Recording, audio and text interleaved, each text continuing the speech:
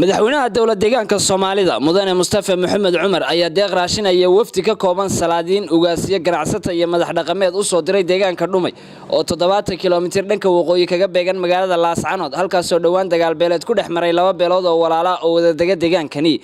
wafdigan oo ka kooban Suldaan Cabdimaalig Suldaan Maxamed Haybe Jamiil Maxamed Gaas Chief Caaqil Mahdi Mawlid Warfa ugaas Maxamed Askar Maxamed ugaas Maxamed Carab ugaas Yuusuf Kaahin ganacsada Cabdilaahi Axmed Nuur ay wehelinayaan qaar kamid ah cuqaash iyo waxgaradka gobolka Sool iyo gudidii nabadeynta beelaha walaalaha ayaa saaka ka aanbabaxay magaalada Laascaanood ee xarunta gobolka Sool intii aysan ka aanbabixin magaalada ayaa waxa saxaafadda la hadlay Jamiil Maxamed Gaas oo ka warbixiyay deeqdan iyo halkii loogu tala galay Jamiil Maxamed Gaas waxa aan halkan ku joognaa guurtidii ka timid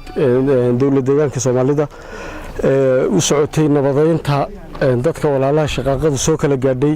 hadda waxaan ag taaganay waxa weey waa gurmadkii dadka walaalaha shaqaqadu ka dhaxdhacday dadkii barakacayaasha raashinkii aan u wadnay weeye ee uu soo dhiibay madaxweynaha dawladda deegaanka Soomaalida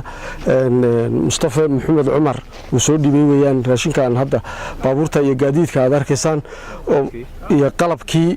teendooyinkii iyo bacii awdi la goglanayay maacuntii waxaas isugu jira iyo raashinkii oo kala bedelan oo bariis iyo sonkor iyo daqiiq iyo saliid isugu jira marka gurmadka uu madaxweynuhu noo soo dhiibay ee uu ugu soo tala galay dadka tabaalaysan ee dadka barakacayaasha ee dagaalka ka barakacay raashinkii loo waday weeye عاقل سنيرة يا عاقل عبد الرزاق عردوفة أو كم إذا وحجرت كقبل كالصولة يا يجون هاد عليا مدحونها الدولة ديجان كالصومالية مدن مصطفى محمد عمر سيد النحريس تلا وجوسو جرمديدات كبرك عيد ديجان كردومي دوان تجال بلاد كوكاد عي راشنكي يا قلبكي مدحونها الدولة ديجان كالصومالية مصطفى محمود عمر وجوسو مصطفى محمود عمر وجوسو جرمدي دتك ولاله dhibaatadaasi ay ku dhacday annagoo ah odayaashii iyo culimadii iyo waxgaradkii gobolka Sool iyo Cayna waxaan uga mahadnaqaynaa sida ay ugu soo gurmadeen waxaan ugu baaqaynaa ummadda Soomaaliyeed oo dhan iyo islaamka oo dhan tan iyo isimadan iyo cuqaashan faraha badan ee dawladda deegaanka iyo kiilka nooga timiyo noo waday raashinkan aad iyo aad baan idinku mahadcelinaynaa hadaan gudiga dhexdhexaadka